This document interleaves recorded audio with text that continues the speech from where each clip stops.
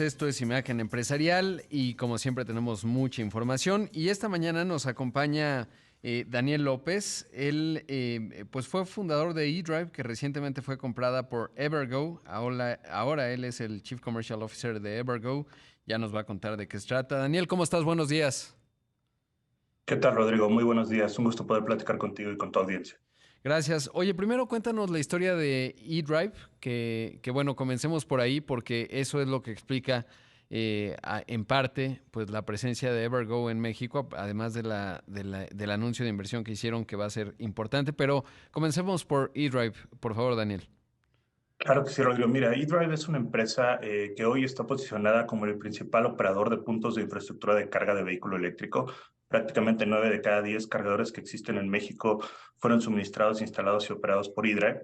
Y fue una idea que fundamos Pedro Corral y Rodrigo Centineo y un servidor hace 7 años. Fuimos pioneros en empezar la primera empresa de soluciones de infraestructura de carga de vehículo eléctrico. Mucho convergía entre la experiencia de los tres. Yo provenía de la industria automotriz, pero también trabajé con los fabricantes de estaciones de carga de vehículo eléctrico y mis socios de la eficiencia energética y del mundo petrolero. Y encontramos que había un gap, un hueco entre lo que necesitaba la industria automotriz para masificar la venta de vehículos eléctricos y por el otro lado los servicios que necesitaban los fabricantes de estaciones de carga. Y así es como surge Hydra. Empezamos hace 7 años cuando llegó Nissan Leaf, cuando llegó BMW y a partir de ese momento pues crecimos en servicios, en gente. Hoy somos más de 100 mexicanos que colaboramos dentro de la empresa. Tenemos 6 oficinas regionales. Hemos instalado cerca de 20,000 puntos de carga a nivel nacional y actualmente estamos instalando al mes cerca de 550 estaciones de carga, tanto clientes residenciales, en espacios comerciales, carga de oportunidad y corredores eléctricos, ¿no? Dentro de los cuales tenemos el más grande de Latinoamérica, que va de Puebla hasta San Luis Potosí. Qué interesante. Ahora, cuando comenzaron, bueno, pues hubo una de las compañías, Tesla, que empezó a poner también cargadores. Obviamente era parte de su negocio. ¿Cómo funciona? Es decir, ¿son cargadores universales o cómo escogen qué marca de vehículo o digamos qué compañía van a instalar? ¿Cómo se da esa parte? Mira, ese es un punto súper interesante porque al final lo que buscamos es universalidad para que todos puedan acceder a los puntos de carga. A lo largo de estos años en México ha habido diferentes programas de infraestructura de carga pública como Tesla Destination Charging, los supercargadores, pero también el programa de Charge Now de marcas entre BMW y Nissan y el programa de electrolineras de CFE. Todos ellos se han apuntalado hacia la estandarización, que en México, al estar vinculados a Norteamérica y la infraestructura eléctrica vinculada a Norteamérica, usamos el formato tipo 1 en carga corriente y combo 1 en carga rápida. Tesla, sin embargo, ha desarrollado sus propios protocolos de carga, lo cual pues tiene sus eficiencias para sus usuarios, sin embargo, no pueden ser utilizados por el resto de las marcas y esto ha creado un mercado secundario de adaptadores. Nosotros colaboramos con ambos. De hecho, pues de Charge Now realmente construimos más del 95% de la red y en el caso de Tesla más del 70% y hoy hemos construido la mitad de sus supercargadores e incluso ya los apoyamos a manera de diseño. Con esta llegada de Evergo, que viene acompañada de una inversión importante de $200 millones, lo que buscamos es impulsar la movilidad eléctrica a través de la estandarización, pero también a través de acercar puntos de carga a los lugares donde realmente vive o pasa la gente tiempo, en los centros comerciales, en oficinas de trabajo, en estaciones de servicio a lo largo de carreteras y lugares de esparcimiento donde tú ya estás acostumbrado a hacer tu vida. Y uno de los principales enfoques del grupo es la universalidad. Todas las estaciones están basadas en el estándar, pues no oficial, pero digamos comúnmente utilizado, que sería otra vez tipo 1 y combo 1, pero contamos con nuestros afiliados con acceso a adaptadores para que cualquier marca, no importa si es de origen chino, no importa si es Tesla, no importa si es de origen europeo que no está adaptado a la normativa norteamericana, pueda utilizar nuestras estaciones de carga. Claro. Entonces, me regreso un poco, Daniel. Digamos, si uno tiene un BMW, un Audi, un Nissan Leaf, etcétera, o un auto de origen chino, que ahí no ubico específicamente el modelo, sé que hay otros jugadores que han traído directamente para transporte, digamos, te puedes conectar con el tipo 1 universal sin adaptador. Y si tienes un Tesla, necesitas un adaptador, ya sea que no tienes un Tesla y te conectas a los supercargadores de Tesla, tienes el adaptador, o cada uno, digamos, necesita un adaptador dependiendo cuál sea la naturaleza del cargador. Creo que acabas de dar una excelente explicación, Rodrigo. Y sí, efectivamente, los vehículos Tesla afortunadamente incluyen su propio adaptador para Ah, utilizar los cargadores AC. Los vehículos de origen chino, como son BYD, como son Jack, como son Bike, etcétera, ellos también al momento de la compra viene un adaptador para utilizar la infraestructura tipo uno que ya existe en el país. Y los más recientes, como puede ser Renault, como puede ser MG, que traen también formatos europeos, incluyen un adaptador para la carga AC. Entonces, digamos que esa parte viene cubierta ya con un apoyo del fabricante para que puedan utilizar las estaciones existentes y las que estamos desplegando nosotros a nivel nacional. En el ahora, caso de la carga rápida es un sí. poco más complejo porque esos adaptadores son más costosos, ¿no? Hablamos de $400 hacia arriba y el uso no es tan frecuente como la carga en corriente alterna. Entonces ahí lo que nosotros ponemos a disposición de nuestros usuarios son adaptadores con nuestros afiliados que tú puedes solicitar mientras realizas tu carga, terminas, al final lo regresas y tú puedes seguir. Y de esta manera abrimos el acceso sin tener que estar invirtiendo en múltiples cargadores con diferentes formatos. Ahora bien, nuestros equipos pues hoy son los más avanzados del mercado. En la carga AC, comúnmente en México encontramos cargadores de 7 kilowatts. Nosotros estamos siendo hasta los 19 kilowatts de potencia y en la carga DC, pues lo común es un cargador de 50 kilowatts en México, en otras partes del mundo 150, 350 kilowatts. Los nuestros ya tienen capacidad hoy de llegar hasta 600 kilowatts. Y esto nos puede decir que estamos cubiertos a futuro para todos los nuevos lanzamientos de la industria automotriz que vayan llegando, con base en el desarrollo de la tecnología de baterías, pero también el desarrollo de la potencia de carga que puedan recibir los vehículos que llegan a futuro. Porque ese es otro elemento. No todos los vehículos se pueden cargar a la misma potencia y el tiempo de carga de cada vehículo varía Ah. dependiendo el tamaño de su batería y la potencia que recibe, ¿no?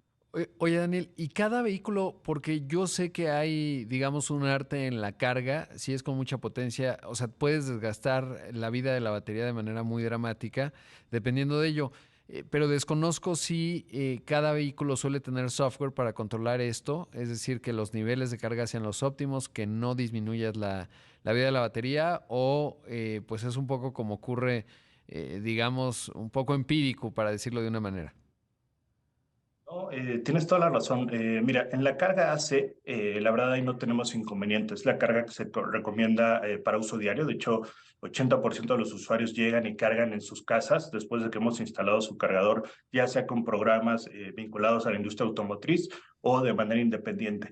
La carga de AC, esa sí es la que no se recomienda por la mayoría de fabricantes más de un ciclo de carga en el día. Y para esquemas de negocio de uso intensivo, flotas, ride hauling, etcétera, se recomienda no más de 2 cargas rápidas y a la semana, por así decirlo, tendrías que hacer al menos un ciclo de carga AC de 0 a 100 para preservar la integridad de la batería. Ah.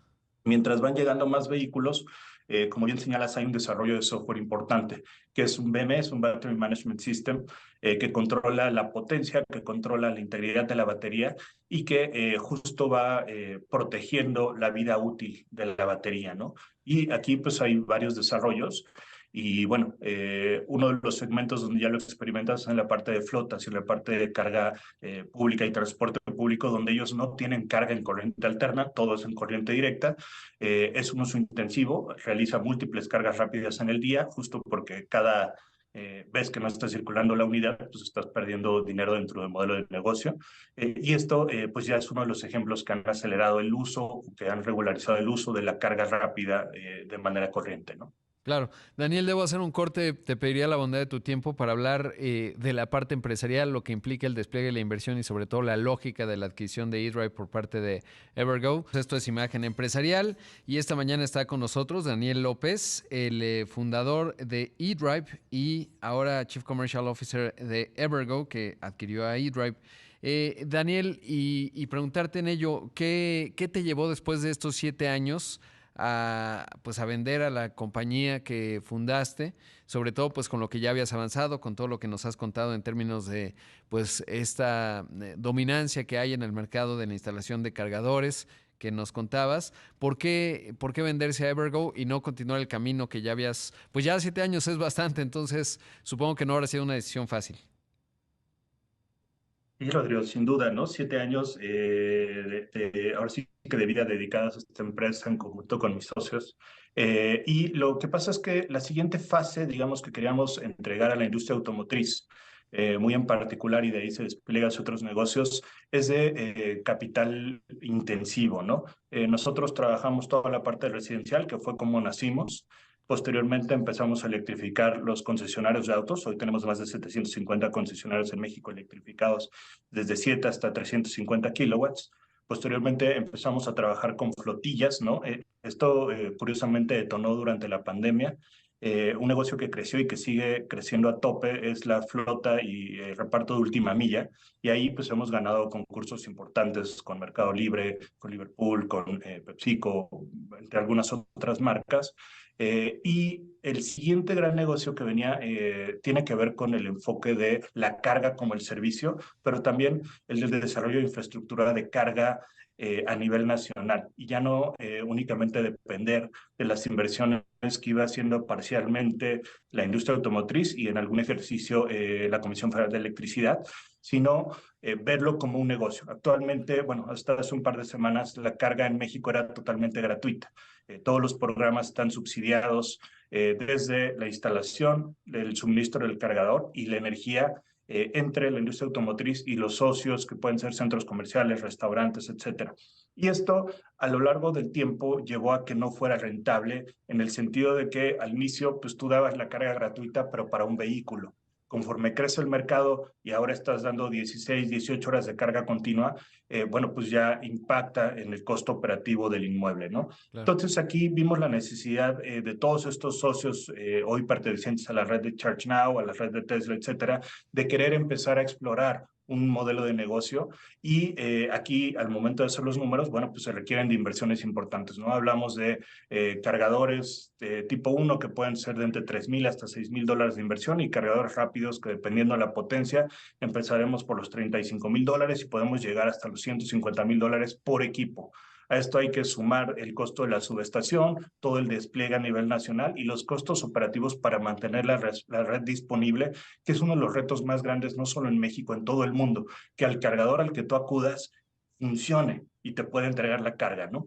Y aquí, curiosamente, entramos a través de un foro en contacto con Grupo Interenergy, Evergo, que es la red de carga actualmente más grande de Latinoamérica, con operación en 5 países y pues después de negociaciones de un par de años, pues llegamos a un acuerdo y este acuerdo se basó sobre todo en la confianza y en tener una misma visión de negocio, de querer electrificar la región de Latinoamérica para el despliegue o la aceleración de la transportación sustentable y segundo, que esta red de carga eventualmente pueda ser totalmente cero emisiones, ¿no? Claro. Y Grupo Interenergy, al ser un grupo energético de más de 30 años de trayectoria, con 2.0 gigawatts de capacidad de energía en base instalada, sobre todo renovable en el Caribe y Latinoamérica, pues es el empalme perfecto, ¿no? Y de ahí es que estamos hoy anunciando la adquisición mayoritaria de eDrive por parte de Evergo, y con esto una primera inversión para construir una red de carga de 15,000 estaciones de carga, que es lo más grande que se ha anunciado en toda Latinoamérica en los siguientes 10 años en México, sustentado por 200 millones de dólares, ¿no?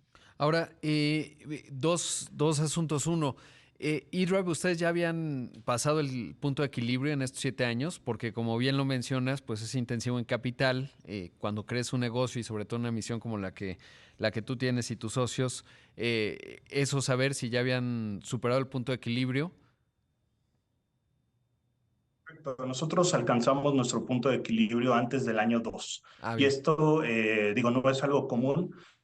Y se da un poquito cuando empezamos en 2016, 2015, 2016. No sé si recordarás, pero tuvimos una de las contingencias ambientales más grandes, sobre todo en la Ciudad de México. Y eso detonó muchísimo la venta de vehículos híbridos conectables y eléctricos. Antes, la verdad es que varios de nosotros que habíamos dejado nuestras carreras por apostar por esta empresa, pues dudamos un poco. Y curiosamente llega la contingencia, los usuarios, más que invertir en ese momento por sustentabilidad, estaban invirtiendo en un vehículo conectable por manejar diario, ¿no? Y de ahí, pues llegan la primera ola de vehículos híbridos conectables y de estar haciendo 5 o 6 servicios al mes, pues nos fuimos a hacer 50 y el siguiente mes a hacer 100. Y esa fue nuestra primera gran apuesta y nuestro primer gran acierto que nos llevó a ser rentables. Entonces te Claro. diría que ha sido un poco de golpe de suerte, de visión de largo plazo y también que hemos cumplido con las expectativas que tenía la industria automotriz y por eso Claro. hoy pues realmente no hay una marca que no haya decidido trabajar con nosotros. 90% de nuestros clientes son de manera exclusiva y el resto lo compartimos con otros jugadores del mercado. Ajá. Daniel, te Y bueno, interrumpo un poco para saber, sí. y en la estructura corporativa, veo que eres el director comercial, pero dada la profundidad de tu conocimiento, porque obviamente para lograr lo que haces, no solo es ir a vender a todas las marcas que ahora nos decías, pues son ustedes el principal jugador, sino también entender todo lo que tiene que ver con la parte de ingeniería, etcétera. ¿Por qué director comercial y no el CEO, digamos, el presidente ejecutivo y director general en México? ¿Cómo está la estructura corporativa? Ok, mira, nosotros desde que nacimos somos 3 socios y siempre nos hemos manejado en compartir la dirección y la visión.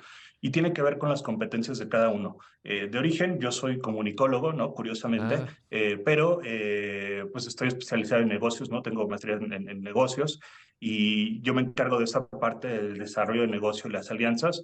Por el otro lado, uno de mis socios trabajó mucho tiempo en pozos petroleros y entiende perfectamente cómo es la operación de campo y el despliegue de cuadrillas a nivel nacional. Y él ah, se encarga de toda esa parte operativa, que te diría que es la parte más intensiva de nuestra operación. Y finalmente tenemos a nuestro socio que venía más del mundo de la eficiencia energética, que tiene todo el conocimiento tecnológico y él se ha encargado sobre todo del desarrollo del software con el cual operamos, que también fue uno de los activos que pareció más interesante para justo Evergo y Grupo Interenergy. Y de esa manera yo diría que hemos hecho una combinación y un balance perfecto entre las disciplinas, los conocimientos y lo que estamos aportando al modelo de claro, negocio. Y los tres pues compartimos ese liderazgo claro, y ahora al sumarnos al Grupo Interenergy, pues nos unimos a ya. su No, y sobre todo que estructura orgánica, entre ¿no? tus múltiples habilidades es la de eres el que habla, digamos, ¿no? Porque eres comunicólogo. Supongo que los otros dos también, pero bueno, pues tiene su arte, digamos, este asunto. Ahora, saber que, digamos, si una cuarta parte, el 25% de la flota vehicular hoy de vehículos de combustión interna particulares se conectara, aguantaría, digamos, la infraestructura eléctrica, porque una parte son los cargadores, que como bien mencionabas hace un rato, pues tiene que tener una subestación. Pero México, ¿qué se requiere? Me queda poco tiempo, pero ¿qué se requiere? Además de subsidios, que es importante si uno observa otros países para que aumente la penetración de vehículos eléctricos, pero ¿qué se requiere en términos de la infraestructura? ¿Qué requeriría México? Pensemos para que un 25% de la flota vehicular ya pudiese conectarse o fueran vehículos eléctricos. Ok, pues requerimos una modernización de la infraestructura eléctrica y llevar inteligencia a la red. Y esto es un aporte que tenemos a través de nuestra infraestructura de carga y el ecosistema de software que está detrás. Nuestro ejemplo es que al tener varias utilities en el grupo, compañías eléctricas, ya tenemos estas pruebas superadas. Y estamos trabajando actualmente con las autoridades, con la CRE, con la Comisión Federal de Electricidad, para justo interconectar y poder hacer esa hoja de ruta de las zonas donde habrá más y más infraestructura de carga que tienen que ser modernizadas, que requieren actualizaciones en subestación, en disponibilidad, en potencia e incluso en redimensionamiento de la red. Hoy Lo que se requiere, Rodrigo, claro. concretamente es data. ¿Cuántos vehículos hay en México hoy eléctricos? O sea, ¿cuántos se están Hoy conectando?